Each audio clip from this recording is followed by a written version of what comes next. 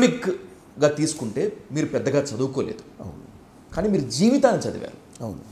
జీవితాన్ని చదివి యుద్ధం చేసి గెలిచి వచ్చిన తర్వాత ఇన్ని విద్యా సంస్థలకు అధిపతిగా ఉండి కూడా టెక్నాలజీ మీద మీకు ఇంత విస్తృతమైన అవగాహన ఉంది. కోర్సెస్ జావా, పైథాన్, ఒరాకిల్తో పాటు మళ్ళీ అప్డేటెడ్గా ఉన్నటువంటి ఏఐ టెక్నాలజీ కూడా మీరు చాలా పట్టు తెచ్చుకున్నారు. ఎట్లా సాధ్యమవుతుంది? అంటే ఎవరన్నా క్వశ్చన్ చేస్తే ఇబ్బంది అవుతుంది అనుకున్నారా, లేకపోతే మీకు స్వతహాగా ఇంట్రెస్ట్ ఉందా? చూడు విజయ్, నా జీవితం విచిత్రమైన జీవితం. నేను మనిషిని కూడా విచిత్రమైన మనిషిని. ఎవరికి కూడా అర్థం కాను. అర్థమైనట్టే ఉంటావు కానీ ఎవరికి అర్థం కాదు. ఎందుకంటే నేను చెప్తున్నా, ఒక జీవితంలో సింగిల్ లైఫ్లో, ఇప్పుడు నాది సింగిల్ లైఫే కదా. అంతే సార్, ఎవరిదైనా కూడా సింగిల్ లైఫ్, అందరి సింగిల్ లైఫ్ సార్.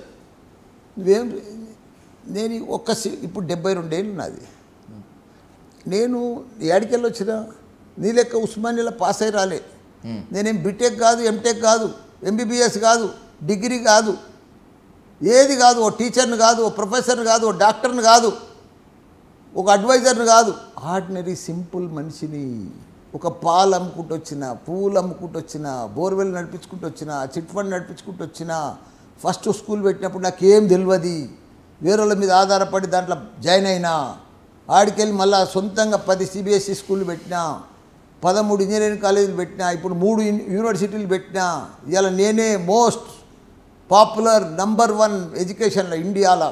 నా తనని కోర్సులు ఎవరితో లేవు ఇండియాలో. 200 కోర్సులు ఉన్నాయి.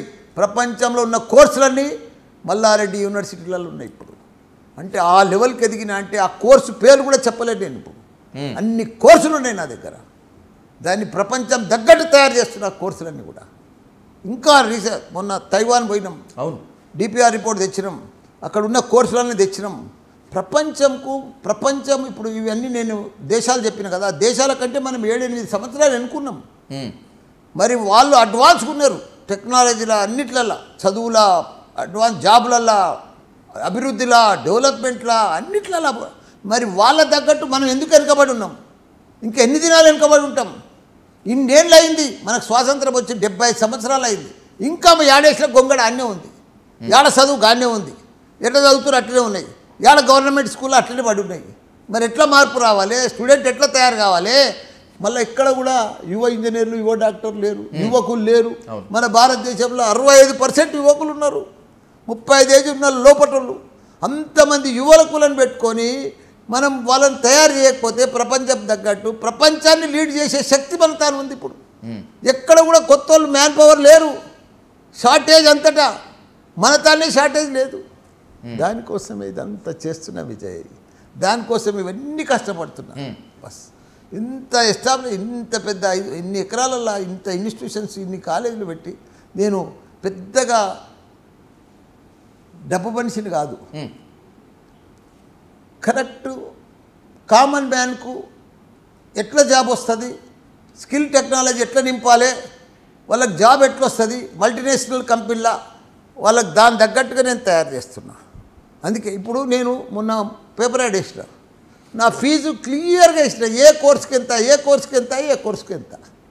తెలంగాణ అంతా కౌన్సిలింగ్ పెట్టినా. మీరు ఏడ ఇంట్లో అయినా చూసుకొని అబ్సర్వ్ చేసుకోవచ్చు. మళ్ళీ ఒక్క యూనివర్సిటీ కూడా, ఇండియాలో ఎన్నో యూనివర్సిటీలు ఉన్నాయి, ఒక్కళ్ళన్నా రేట్ వేయమని, వాళ్ళ ఫీజు వేయమని స్ట్రక్చర్